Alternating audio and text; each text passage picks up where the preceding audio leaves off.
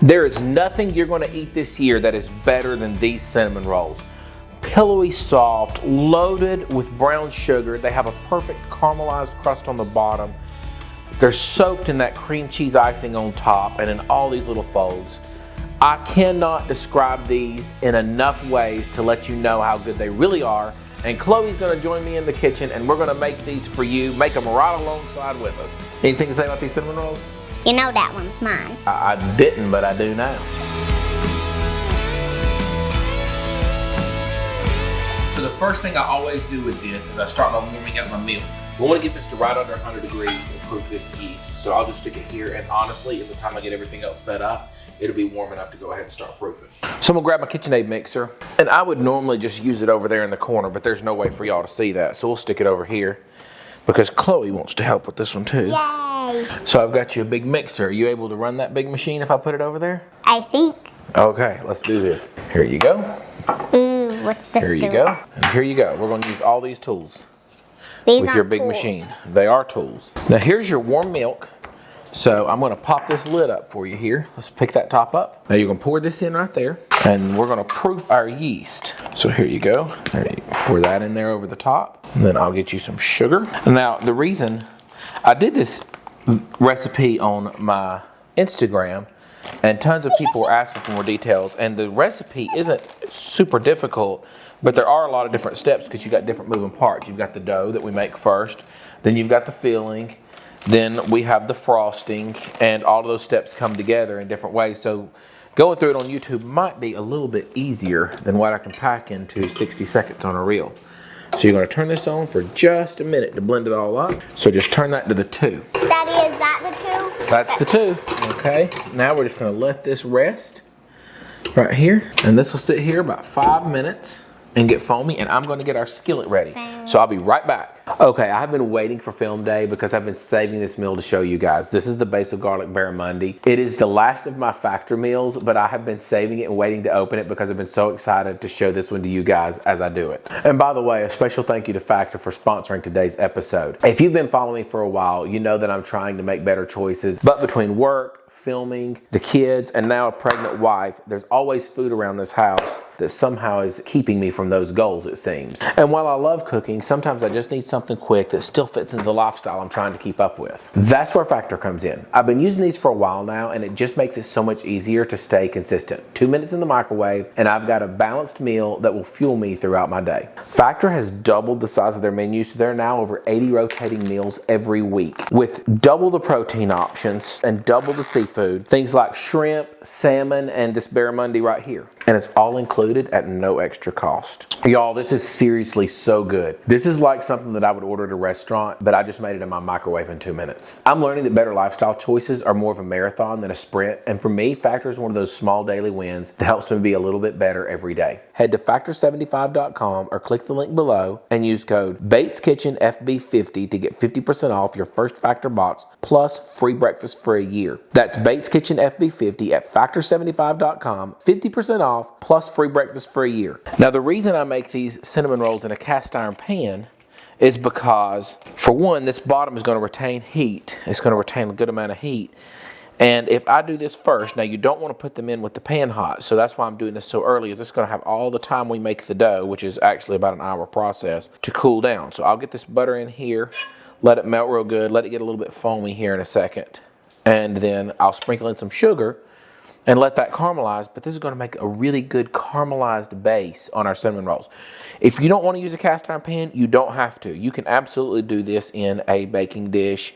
You can even probably fit a few more cinnamon rolls in if you have a really big baking dish.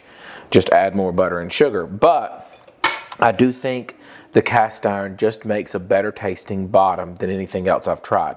But feel free to hop in the comments and tell me what you've tried and what works for you. Now I'll just add in my brown sugar and stir this all around in here really good. And let this caramelize really good down in here. Nothing wrong with a little bourbon and flambe in it here. Kind of adds a little taste to your cinnamon roll as well. Now this is just an amazing, I use salted butter, and I know you're not supposed to bake with salted butter, but let me tell you, it just adds a little flavor, having the salty caramelized bottoms on these cinnamon rolls. So we'll just let that sit there and cool down. and it'll harden and we'll be ready to go. Dada, is it supposed to look like coffee? It's supposed to start getting really bubbly. What that is the yeast is rising in there, and that tells us our yeast is working. So here's the next part. This is your favorite part of cooking. Yay! You get to crack an egg, so crack this egg. Turn it around. Yep, I'm gonna take this off because we won't be needing this for a minute. We'll stand it up over here. Crack it in this? Crack it right in there. Oops. Oh no, the egg shelf. I'll get them. Got. Well, I would have got them. Oops.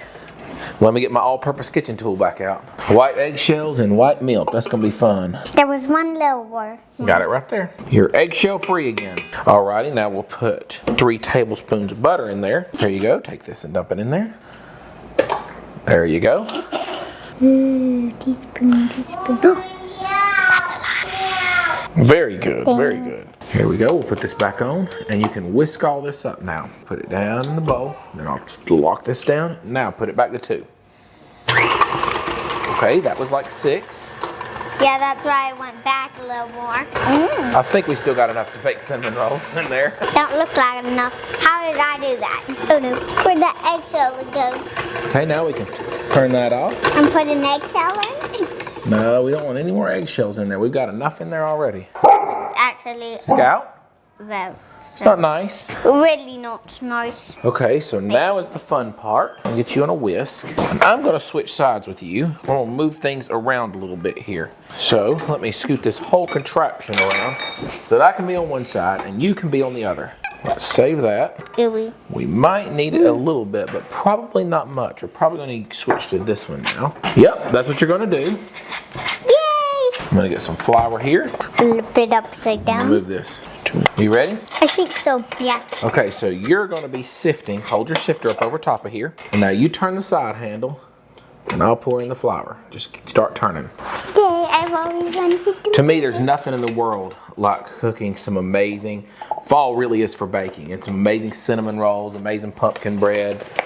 Even That's a lot of powder. Oh yeah, it's a lot. Even some good cookies Flour. A lot of flour. are amazing. But the best part is getting to do it with my kids, especially the fact that they enjoy getting to do this with me. And it's kind of like quality time in the kitchen. You're doing 2 things at once because you're doing a lot more than just cooking. Now, if they don't love cooking, don't make them. But they're going to get really hungry if they don't. Okay, let me stir this up real good first so we don't spin flour everywhere when we put our whisker on it. Let's get this stirred up a little bit here. I just had to get the last of a little wincey bit. It was that much. Now that's dough. I love feeling dough on my hands. Doughy. Well, you are going to get to feel a little dough on your hands later. Yay. Not quite yet. Now, before I start this mixing, I will put my salt in here. I think that just works better. Let's get in there. 1 teaspoon. We're really close. There we go. Now, whisk on. I got it locked down. Put me on 2. 2. There's 2. On that 2. That's why I started up with a spoon first. Now we're gonna need this for about 6 minutes on low here. And I'll kind of turn it down. And we want it to be a little bit sticky. So if it's not a little bit sticky when it starts mixing together, but pulling off of the walls, add a little more flour. You don't want to add so much flour that it's not sticky at all. So just kind of watch that as it goes. It'll take a little bit to start coming together, and then you'll be able just to test it and kind of see if it's still too wet or needs a little more flour. So if you look, just a little bit there at the bottom is sticking, sometimes less. As long as it's not a lot sticking down at the bottom, that's kind of how sticky you want the dough. And let's get this off of here. I can touch it and pull loose, and it's not overly sticky that I can't get go of it, but it's not absolutely falling off of my hands. That's kind of where I like to keep the dough. So I typically use olive oil to coat my doughs in, but this is avocado oil, and I just saw this on Instagram, so I'm trying it out because it's supposed to have less of a strong taste. So I'm not used to reaching over the back of my KitchenAid. I normally am like a normal person that just reaches in the front. But here we go. And see if we can kind of pinch through that and see that you can see through it. It's not tearing, but it's kind of clear. It's still a little bit teary, but this will help it. And in there, it's really soft. Let's coat it in that olive oil. We've got this lightly oiled. I'm gonna cover it and it'll sit for about 50 to 60 minutes until it doubles inside. A lot of times, because I like the maximum benefit here, I will proof it at around 70 to 80 degrees in my Breville. And actually has a setting for that. So I'm just going to utilize what I've got there and let me get a towel to cover it. We'll go ahead and turn that on proof, and I've got it set for 80 degrees from the last time, so we'll use it because it worked so good. Okay, the most important part of any cinnamon roll or any type of pastry roll is the filling. And this filling is no different. This right here is probably hands down my favorite cinnamon filling, and it's the best way to do it. A lot of times people will go through and they will mix their butter and they'll spread their butter and then they'll sprinkle their powdered sugar, their cinnamon and stuff on top of it. And I used to do it that way as well. But I have learned if you will mix it into a paste before you spread it on your pastry dough, you will end up with a way smoother, way creamier filling, and it sticks and soaks into the bread better. So now I will turn this just a few times and make sure that I'm just getting this really whipped up well. Butter. Think buttercream icing, think whipped butter. You want it to be more than just blended. So here we go. Now that it's kind of got a little bit of a whipped texture to it, I'm going to go ahead. We're going to pick this up and we're going to dump in our brown sugar. The dark brown gives it more of that earthy molasses taste. The light brown is just a sweeter, lighter. So I mix them. You can do all or one, but let's go ahead in with that. If you're going to do just one, I'd probably err towards the light brown. Dump it all in here. There you go. Good dump. Good dump. Now I'm going to go ahead and whisk this up just on one. And one. Let's dump our cinnamon in there. Sprinkle it all across the top. Yes. Yep. Oh, that was good. Lastly, mix in that flour. Now, the flour will help it. If you leave the flour out, a lot of your butter and brown sugar will just run out the bottom of your cinnamon rolls. If you ever see people make cinnamon rolls and everything just kind of runs out the bottom, that flour will help it bond into the dough a little bit. And it also helps keep everything just that grainy, spreadable texture. You forgot. Whitney will come in here and eat handfuls of this. So you might want to make a little extra. Okay, just to kind of show you the texture of this as well, because everything in this is about the textures. It's kind of like that texture of that dirt that the kids can play with in their trucks that doesn't get all over everything. It's a little bit sandy, but it's pretty wet. It's moldable. It'll stick. You can just see a little bit grainy, but this is perfect for filling our cinnamon rolls. So let's set that aside. Let's see if that rise helped. Oh, look at that. Look how big that is. Woo!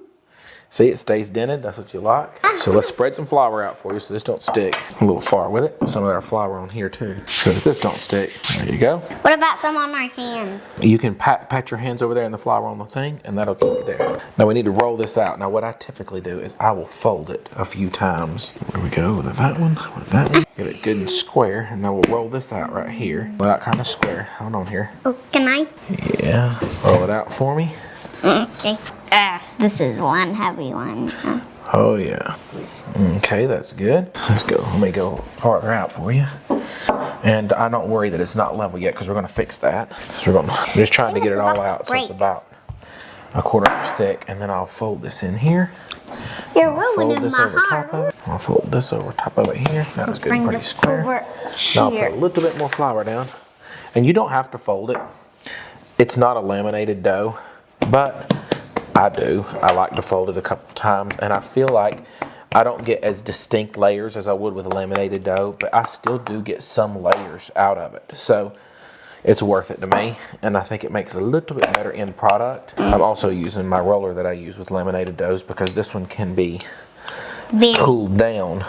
Now we want to get this a little bit wider. I've got about as long as it needs to go now. Now we're going to try to get it wider. We're going to get I try to get at least 12 inches. 18 inches one way, at least 12 the other. If I get a little bigger, that's great, but that's going to give me enough rolls. If you aren't at least 12 inches wide, you're not going to have any roll. And if you're too long, you're not going to have enough cinnamon rolls. Some of this to the middle. Why is it looking like it's an old grandma? What? Are you saying my dough's wrinkly? Is that what you're trying to tell me? Yeah, see? A little bit like an old grandma, huh? So you want your dough to look a little bit like an old grandma. So we went a little bigger than 12 by 18, but it's all good. Here we go. I've got all the cinnamon sugar you made. Now I just need you to spread this around really carefully. Okay. So that it's evenly coating the entire thing. Let me get you a little spoon, might make it easier. Yeah, I'm gonna push it down in. And we should be able to spread it like butter. We want to go all the way to the edge because there's going to be a cinnamon roll on this edge, you know. If you leave your edge with no cinnamon, then this will be a roll with no cinnamon in it. Don't refrigerate your filling while your dough is making, or you will not be able to spread it on your thing. Although, if you've already refrigerated it, it's too late for me to tell you that, so sorry. You're supposed to be everywhere, not just laying around sitting with pieces. So we got to get plenty on this leading edge. This is the most important edge of a cinnamon roll, is this edge right here, because this edge is what we're going to roll up to start. So when you eat the center of a gooey cinnamon roll, that's all from this edge right here. So now the moment of truth, we're going to roll this up. We just want to start right here, just barely roll it, just a little bit. Oh no, I'm rolling too much. Okay, now we're going to roll it over gently. Just roll it over gently. Keep rolling. Just I'm doing keep it rolling. like you. Just keep rolling. Swimming. Yes, keep swimming. Don't slide off the box. I think we may have made a few too many cinnamon rolls because I stretched that dough. That's okay. We bring over our handy dandy cast iron pan with our butter and sugar in the bottom. And it's perfectly cooled now, perfectly snowed. Ooh, I wanted to do some snow. And these are tall. You cut them like 2 inches tall. There we go. There's that little guy. A little egg wash would probably help this. Now, we have a beautiful cinnamon roll. We'll put him right against the side there. I will push him Come a little down about more 2 than inches. this. We go fatty right there. We'll put him right there. Come down about 2 inches. You want a really sharp knife, and notice I'm just dragging it across here. I am not trying to push through this cinnamon roll with my knife because that is not going to work. Let's start down here on this end. Are you kidding me? Just drag it across it and let it cut as it wants to. How could it want to do it if it's not allowed? It wants to, trust me, it wants to. You want to cover him? Yes, please. I think I can't. Oh, you want to carry him over there and put him in? Can. I got it. Now, one little thing. If you are wanting to make these the night before, because this is a lot to make in the morning, this right here, instead of proofing them, just wrap them in your thing, in your cast iron pan, stick the whole thing in your refrigerator. Wake up in the morning and start the next step of baking them. You can even make the icing ahead of time that we're going to make in the next step. You can make that ahead of time and stick it in the refrigerator. It won't hurt one bit. So, one little tip if you're wanting to make it ahead, remember that right here, just wrap them and put them in the fridge. They'll slow rise overnight and they'll be just as wonderful. Alrighty, so our proof is just about finished. We got a couple minutes left. I'm going to go heat up a little bit of cream. This is the secret. Well, one of the secrets. There's a lot of secrets. Cast iron, the little glaze on the bottom, and now this right here is going to make them pillowy soft. So, let's go heat this up. Wait, I want this. We just need this lukewarm. I try not to go over 80, 90 degrees. A 1, little 2, bit early. 3, 4, 5, 6, early. 7, 8, 9. You do not have to proof in an oven. I do. Oh, these things have swelled up. They're beautiful. Do you want to pour this? You're just going to pour this slowly over every top and everything. Pour it on the tops of the rolls and all around. Yep, go all around. Pour it on top of all of them. And then pour the rest of it in this middle hole right here. I am. Pour the rest of it just right over top of that middle one. That one barely has. This one right here too. Oh yeah, just pour it all around. This cream bath is what makes all the difference. Oh yes. Oh, beautiful job. These are gonna be so good. I didn't even Now, get any on I'm just gonna let that keep proofing while I preheat this to 350 degrees. I could have been preheating my oven except for they were sitting in it.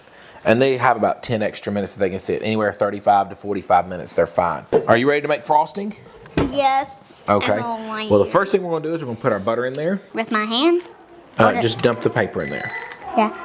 That was Beautiful. what I thought to do. Now we'll put this cream cheese in there. I'll open this up for you. There. The same thing that I did with the butter? Yeah. And then can I put in that?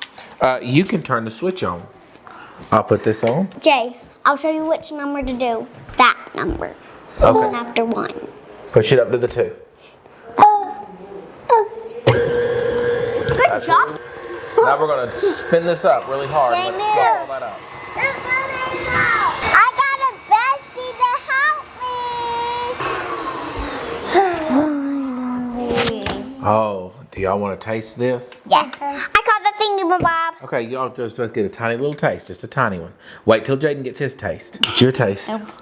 Do I have to swallow You it? can spit it in the trash can. It ain't got no sugar in it yet. See, everything's a learning experience. Stuff isn't always as good as it looks. That's not good enough. It does need sugar, but don't worry. I've got sugar. Okay, I'll put it First, we'll put some vanilla in there. Can I put it in? Yeah, you can dump that in there. Okay. No, that yuck. There's no more precise measure than a capful. I don't know what measurement that is, but that's how much I use. Can I put Probably call it a teaspoon in the recipe. This is what we need. So like we can't put all of it in at one time. We can do about 3 sets of this. We'll put a little bit of it in. Now it'll start tasting better. Oh wait, you know what else we need? Salt. A little bit of salt. Dad forgot this. You can turn it on for me, Jay. Turn it on. You don't have to turn it on all the way. Turn it on like 3. Oh wait. Daddy can turn it. He turned it on too. Yay.